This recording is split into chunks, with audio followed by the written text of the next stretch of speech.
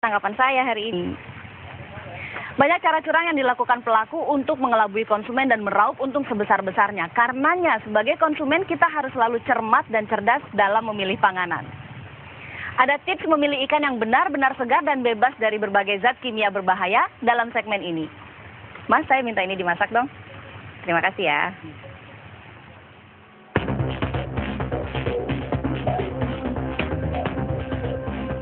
Berbagai macam modus penjualan ikan rekondisi dilakukan oleh para pelaku kecurangan ini. Bahkan di skala besar seperti tempat pelelangan ikan laut tersebut belum tentu aman. Kepada kami, Omen mengaku memiliki trik jitu dalam mengelabui konsumen.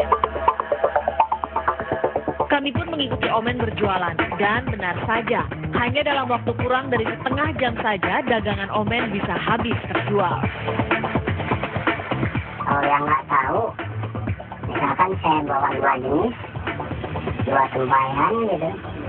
Yang satu murni yang nggak pakai pengawet, yang satu lagi kita pakai pengawet. Boleh dibilang 100% lah, orang yang nggak tahu itu milihnya tuh yang pakai pengawet gitu. Menurut Omen, resep maut yang ia terapkan juga digunakan oleh pedagang lain. Untuk membuktikannya, kami membeli sampel ikan laut dari pasar tradisional, tempat pelelangan ikan, supermarket, serta pasar modern yang berada di Pulau Jawa.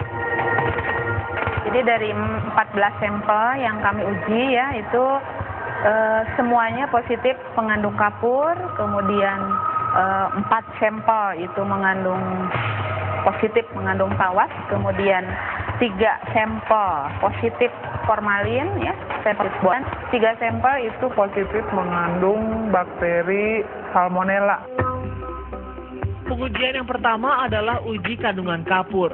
Di Indonesia, kapur masih diizinkan terdapat dalam bahan pangan dengan jumlah dan peruntukan yang tepat.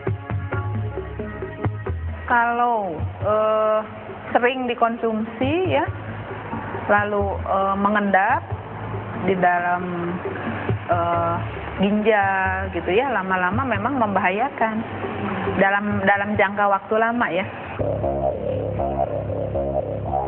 Dan dari seluruh sampel terlihat kadar kapur cukup banyak yang ditunjukkan dari endapan yang dihasilkan, terutama pada sampel ikan olahan bodong.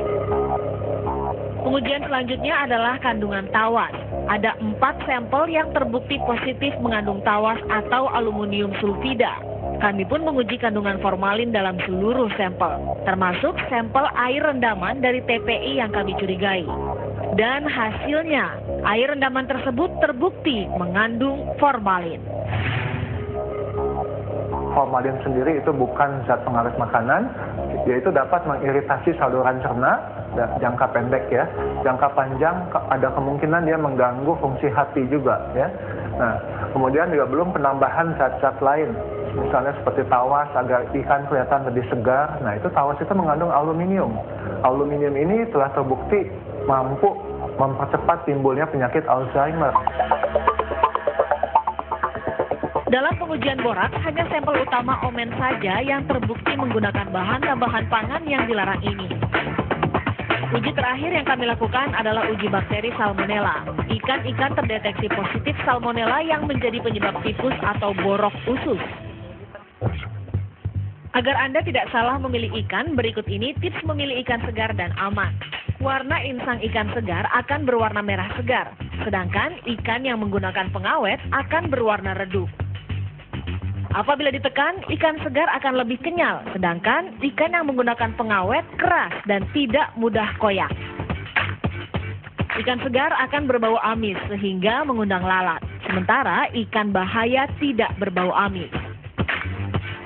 Kalau tawas ya, itu biasanya bisa kelihatan dari daging, warna dagingnya tadi lebih besar. Kalau seperti borak gitu ya, itu biasanya tidak merubah warna, tapi biasanya dari ini kelihatan dari kulitnya itu lebih mengkilap. Kalau sudah misalnya agak kering gitu ya, kelihatan mengkilap gitu.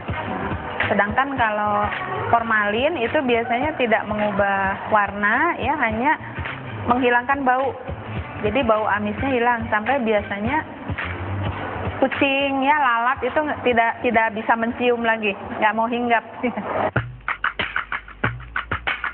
mata ikan segar masih bening, sedangkan ikan berbahaya sudah terlihat buram.